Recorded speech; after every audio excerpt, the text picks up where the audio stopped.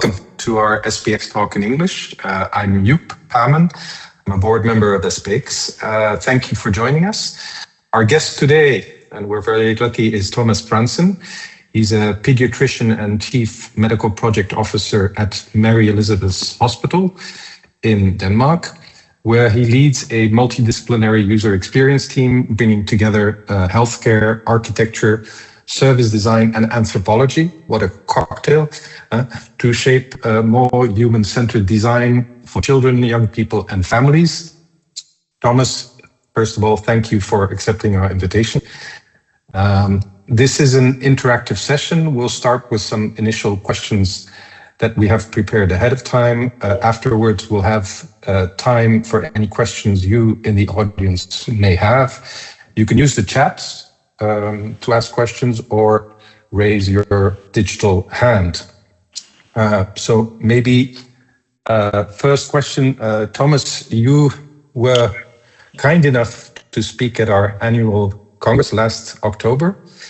You gave a greatly appreciated presentation on the both groundbreaking and state-of-the-art design process for your new hospital. You explained your vision, which includes terms like whole person at the center, creating together, combining medical and care expertise, with the creation of a safe and homely place for children, teens, pregnant women, and their families. Could you expand a bit on what drove the consensus within your team on this specific vision? Yeah, absolutely, and thank you for having me on this talk, and thank you for having me in Luxembourg also in October. The basis of the project was actually defined before we had the architectural competition for the building.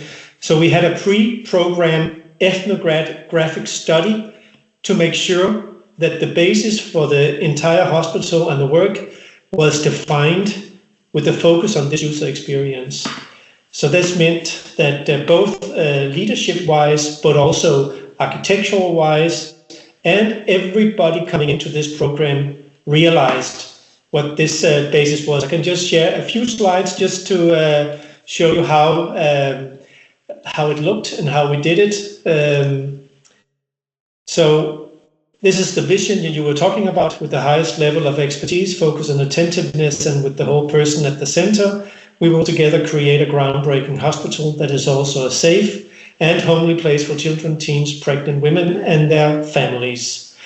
And this was how we did it already in 2014. We did this ethnographic deep dive with users, staff, patients, families, both in hospital, at home, and found out what are the real needs of these patients and what are the needs, how do the staff see the needs, and had this as the basis for our, this was in a report that was the basis for the work, and then we had this as the basis for the design principles that was put out with the architectural company.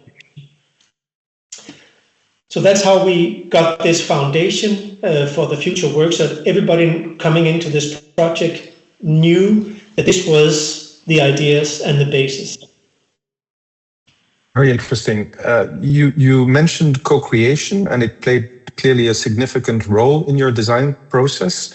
It is something that more and more people see the value of, but find hard to execute. Could you expand a bit on how you made it work in your specific context? Yeah, so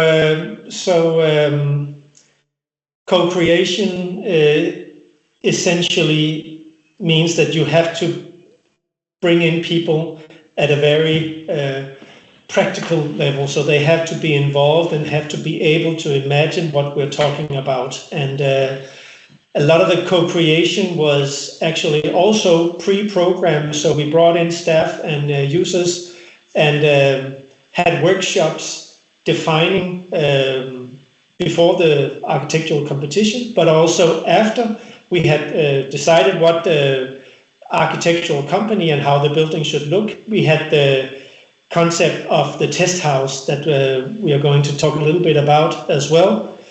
And in order for us to continuously bring in users, we created this huge database of users, volunteers, and we asked people if they wanted to be guinea pigs for this hospital. And that was actually what the database was called, Guinea Pigs for Mary Elizabeth Hospital. And we asked experienced users, do you want to be test persons for us? And we had more than 500 who volunteered. And depending on what type of disease or what type of patient group we wanted to look at, we had volunteers that we could bring in to the hospital, experienced users. Fascinating. Sounds like a lot of organization and a lot of preparation. Interestingly, on one of the slides you shared, you showed you used the term integrated play. It's not something that we are used to seeing in the context of a total hospital experience. Could you explain a little bit what it means in your specific context? Yeah. So integration of play is not extremely complicated to understand as a pediatrician, because you realize that you use it continuously if you want to have interaction with high quality with children. But integration of play means that you think play into the physical design, you think play into the interior designs, but you also think play into the way we behave as staff. The goal of the hospital and the goal of the staff is not play. Play is a tool. It's a way for us to create relations and to be able to communicate with the children and the adolescents, and actually even with the adults, because play is not specifically related to children. It's related to human beings, essentially. Very, very interesting insight. When you spoke in October, you mentioned that you had the opportunity to set up a test house where you could gather feedback for new concepts before you implemented them. That sounds very expensive. Was this a luxury or a necessity in your eyes? Yeah, so it was a little bit expensive, but I think that looking back at the project and at the way we are ending up with the constructions and the design of the building, we've saved a lot of money by investing this in the test house. I can just show you a picture of the test house just so we know what we're talking about. Here it is. I hope you can see it. So the test house is just a little bit part of one of the fingers in the building. It's in two levels. It has a full-size patient room, full-size outpatient room, part of a fingertip, and office spaces and a workshop area. And is it a luxury or is it a necessity? For our project, it has been a necessity, and it has saved a lot of money. I can just show you a little bit of the testing going on in the house. If you look, so this is what I always use to explain to the clinicians. Why do we need testing? Because we have creative people, and they come up with great ideas and sometimes not so great ideas. And we put in these the users that volunteered to be testers, and we test. This is just the patient room. This is also the patient room, but testing with staff, bringing in standard situation and worst case scenarios, and testing if the rooms can bring it. And we have ended up testing 6 different versions of the patient room, and this is the version I'm showing now is how we ended up with the final version. The test house has been very necessary, and I can also say in terms of change management work, bringing in staff into a test house, forgetting about everyday life right now, and bringing you into a house that is the future, it changes the mindset of the staff and of the users going in there, and they are much more able to think about the future and not considering the day as it is today and the standard of today. So that is a big opportunity to create or work with change management as well.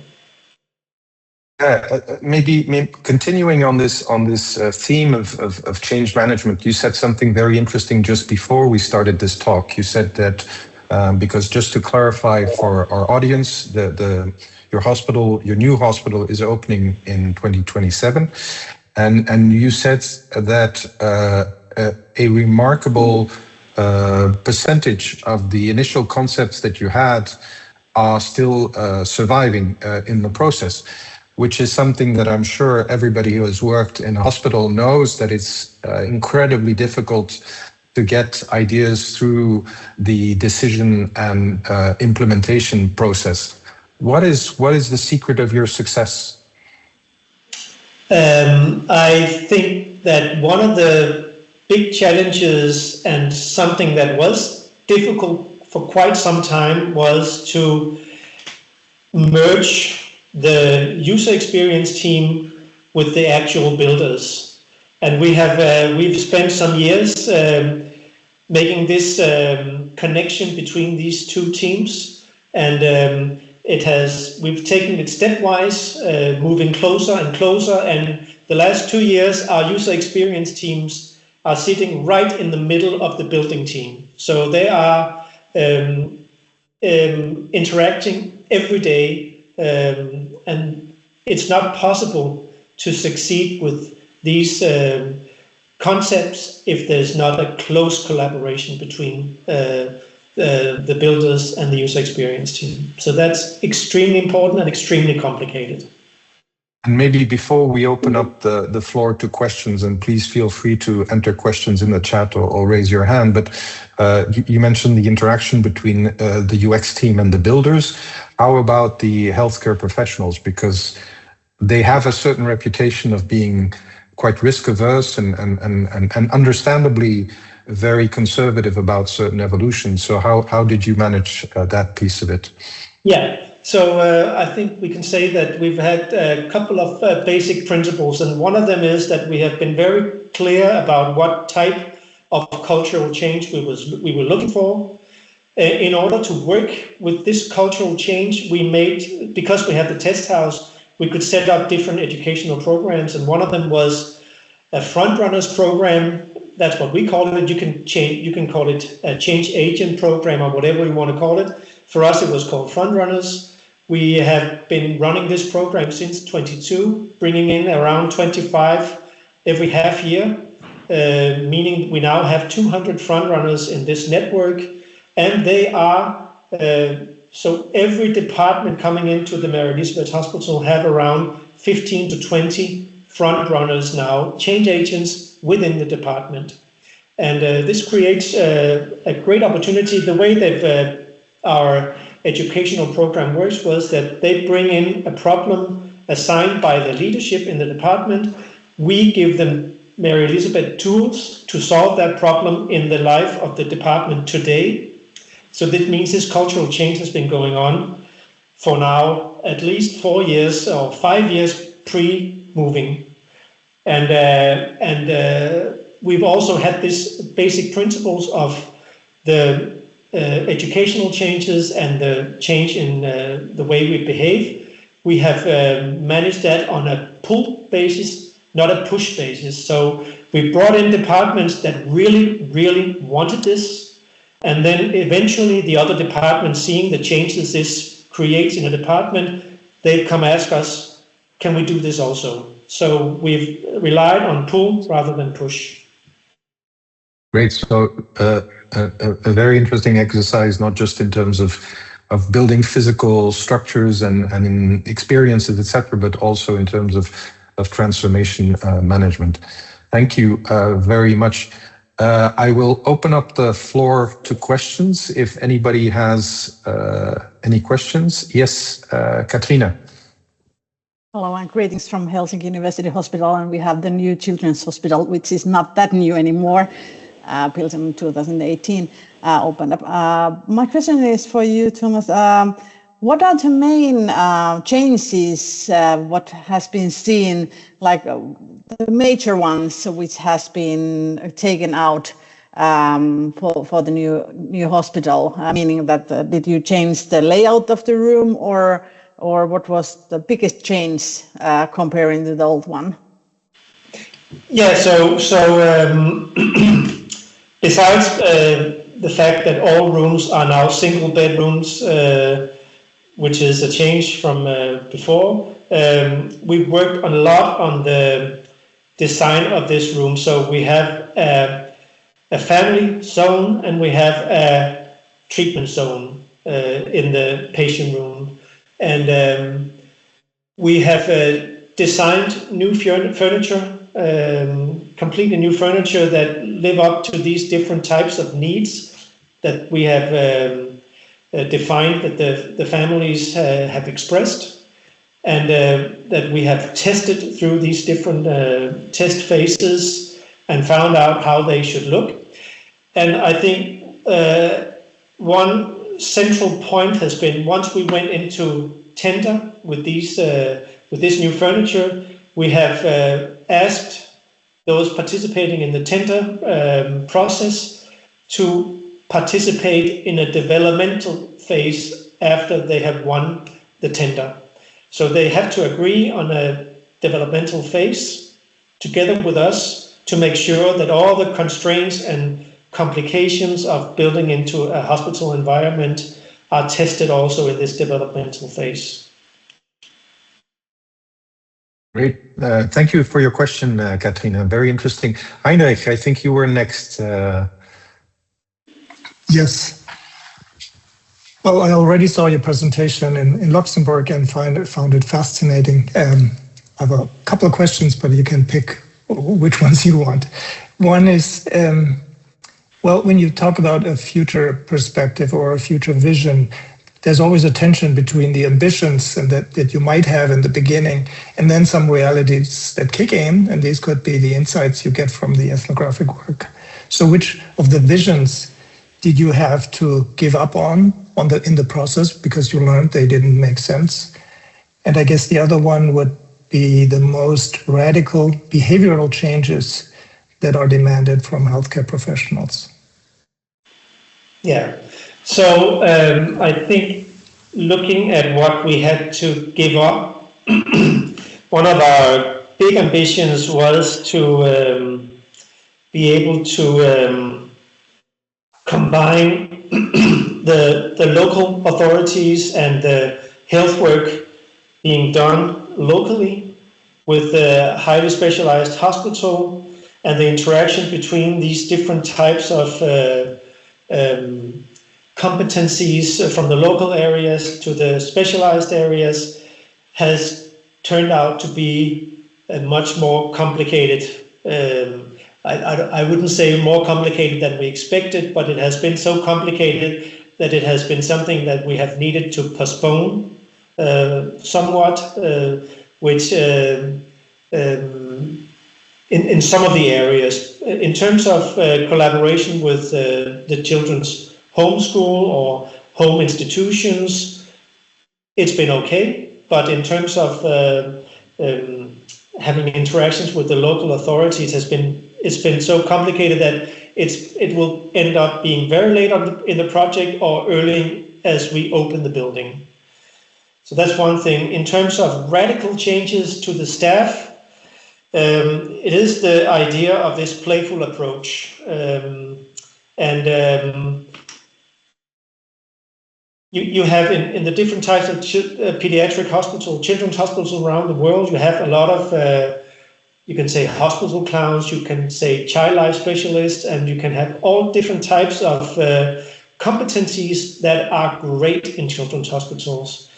Looking at it from a staff point of view, we have been very aware and very clear that it's important for us that the different types of competencies we bring into the hospitals do not steal the relations that the staff have with the children. Sometimes when we interact and we have to do, for instance, painful procedures, it's extremely important that the staff, the ones doing the painful procedure, also have the ability to relate and communicate with the children and do not put this on somebody else. So that they have this competency themselves. It's part of being a health professional in a pediatric hospital that you have this ability. And that's part of the educational program. It's a very interesting point you raise, Thomas, and I think maybe we can drop the part on children's hospital. Maybe it's in hospitals in general that they... Thank you very much for those questions, Heinrich. I think very interesting. Jennifer, the floor is yours. Thank you. Yeah, and I often think that we can, so much of what we're doing in children's hospitals should also apply to adult hospitals, and wonder where the art and the music therapy is for adults, but that's a different conversation. So I was very interested in what you were saying. I was taking notes about the ethnographic work that you did before any of the planning or any of your other tenders went out.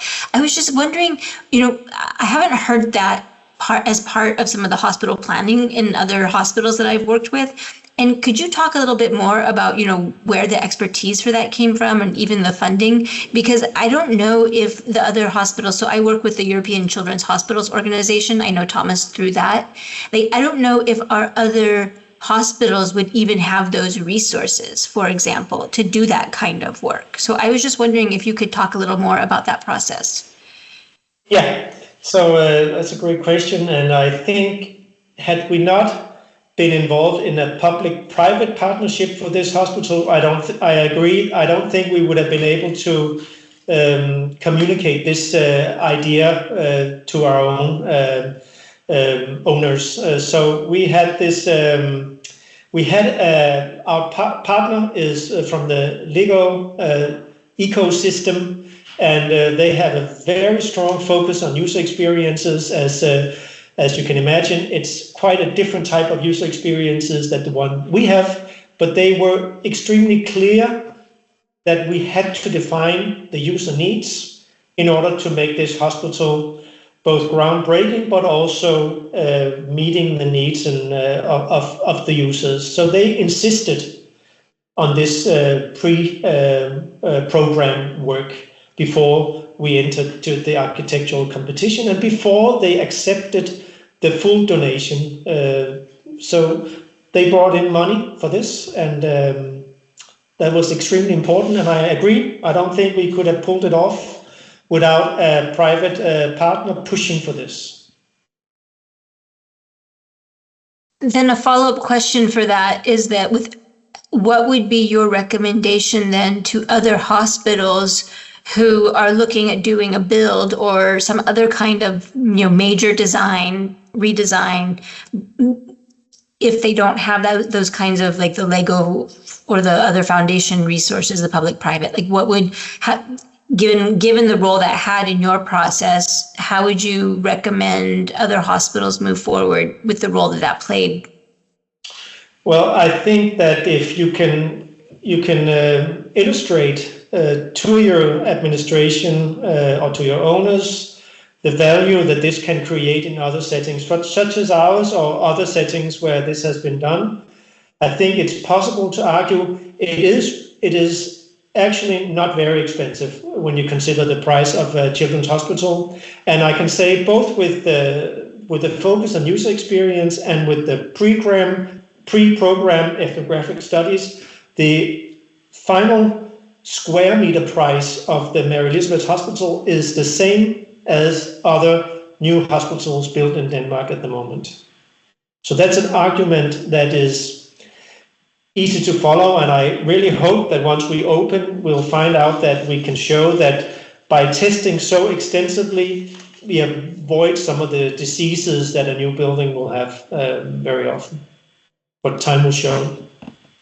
We look forward to that. Yeah. Right. Jennifer, thank you very much, especially that last question, because I can imagine that when people see what you've done, Thomas. Some people may say, well, this is impossible for us. It looks much too ambitious. But as you said, maybe if the ultimate square meter price is the same, then that should be feasible for more hospitals around Europe. Any final question? Otherwise, Heinrich. Yeah, if I may, I'm wondering whether the insights you created through your research, whether you have them made public or could make public, because although they are specific, always specific, of course, to a particular context, there might be something that other places could learn from, even if they don't have the resources or the setup to do that themselves. Good question. So the whole pre-program report, I can share that a link with the SP Experience, and they can put it up. And I can also share the homepage of our project, where a lot of other reports throughout the project are available as well in English. Thank you, Thomas.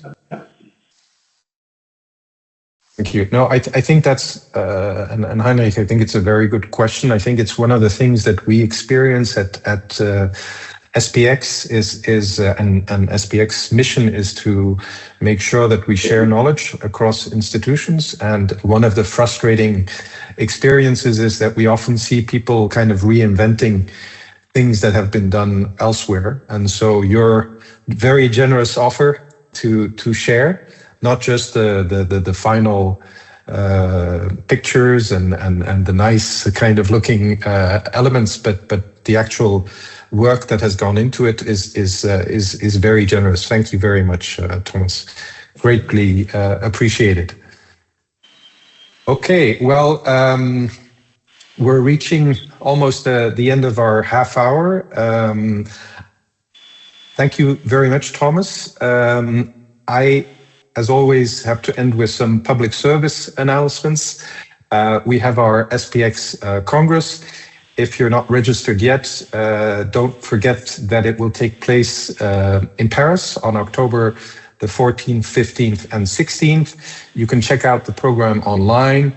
And for those that want to, don't forget that these are the last days to submit your communication proposals. The submission deadline is the 25th of May. The next SPX talk will be in English, will be on the 17th of June with Ihsan Natur, who is a very interesting cardiothoracic surgeon at the University Medical Center of Maastricht. He's definitely worth your time, so check it out. And just a very quick reminder that we have a whole library of previous talks available for you on our site and through YouTube. So thanks again, Thomas. Thanks all of you for registering and participating. And I look forward to seeing you again at the next SPX activity. Thank you very much. See you soon. Thank you. Bye. Thank you.